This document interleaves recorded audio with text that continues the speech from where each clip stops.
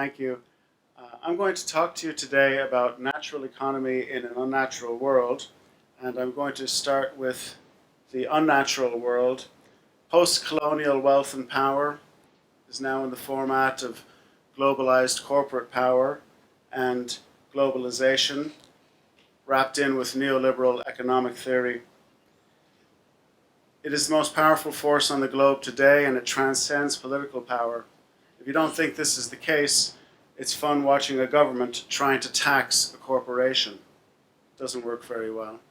Also, increasingly we're seeing corporations today begin to exert their power over sovereign nations in the form of trade agreements and other restrictive forms of oppression, really. And so, what Sheldon Walden describes, an American philosopher, is inverted totalitarianism, where you take the classic sort of triangle of totalitarianism with a dictator at the top and then industry and power and the people, and that industry and power has inverted it. And you now have sort of faceless, nameless corporate power positioned on top of a dictatorial sort of leader and the people underneath. Some of the impacts of this neoliberal unregulated globalization is the mother of all deferred externalized costs, climate change. And it's coming home to roost, and there's no stopping it. Another factor in this is increasing inequality. We're really sort of creating a two-class system, and I don't think anybody thinks it's right that 62 families should have half of the wealth in the world. It's kind of like me asking all of you to give me all of your wealth, and I'll give you a penny. Not a penny each, a penny for all of you to share. And so, I don't know if the math is right on that, but I like the way it sounds. What's for sure is that the idea that we're going to expand the standard of living that the West enjoys to the rest of the globe is a great idea, except we will actually need 7 more globes if we're going to do that sustainably. So it's unlikely to happen.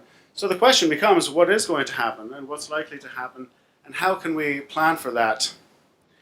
Well, the idea of this liberal democracy seems to be fading. The middle class is some of them are escaping into the wealthy, the rest are sliding down, and democracy is increasingly subsumed by consumerism in the marketplace. And if you think that politics is normative, I think we only have to look and see what's going on today to realize that it is not.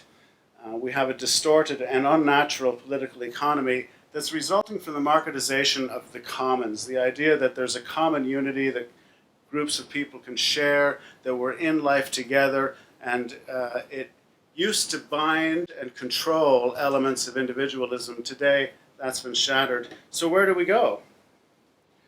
Well, we can return to the Shire and live like hobbits, but that's unlikely. However, some of those same principles are likely to become powerful elements in a new economy. I study systems of intergenerational wealth generation that are sustainable.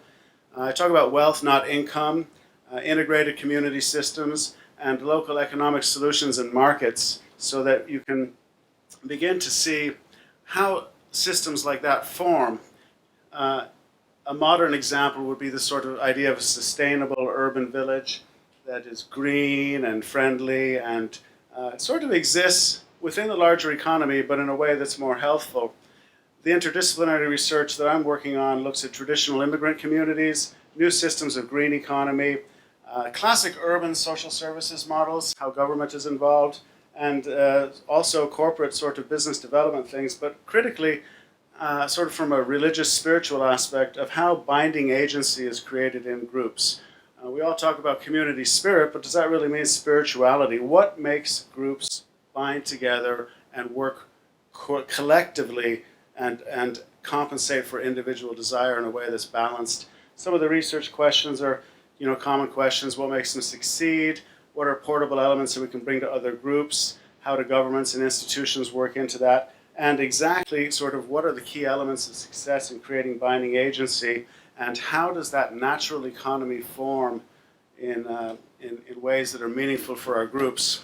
I think one of the important things that I'm learning is that the sense of commons and the sense of community is what acts as a regulating agent on capitalism.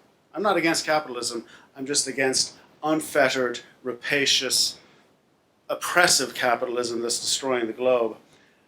This new natural market sort of creates sustainable, it reinvigorates the commons, and it renews a sort of sense of social franchise, of togetherness, of being in community in a meaningful way, that I think what it ultimately can do is change the situation that we have today, where the market has become the dominant force in life. Human life is increasingly subsumed by this sense of corporate power and consumption and marketing, and natural economy returns the market to being positioned as a component piece within human life, which is much more natural. Thank you.